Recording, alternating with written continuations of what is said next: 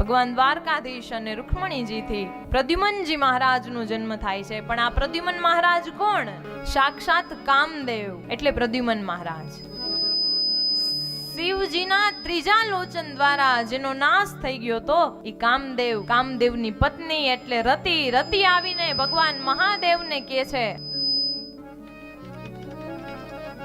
કે આ કામદેવને જીવતા કરો, મરી ગયા છે મારા પતિ. ત્યારે ભગવાન મહાદેવ વચન આપે છે કે જબ જદુવંશ કૃષ્ણ અવતારા હોય હિ હરન મહામહી બારા કૃષ્ણ તનય હોય હિ પતિ તોરા બચનું અન્યથા હોય ન મોરા. મહાદેવ વચન આપે છે રતિને કે જ્યારે યદુવંશમાં ભગવાન શ્રી કૃષ્ણનું પ્રાગટ્ય થશે, ભગવાન શ્રી કૃષ્ણ જન્મ લેશે ને ત્યારે એમના ઘરે જે સંતાન થશે એ સ્વયં કામદેવના અવતાર હશે. દ્વાપર યુગમાં તમને કામદેવ મળી જશે અને આ વચન મહાદેવનું આજ સાચું પડ્યું છે.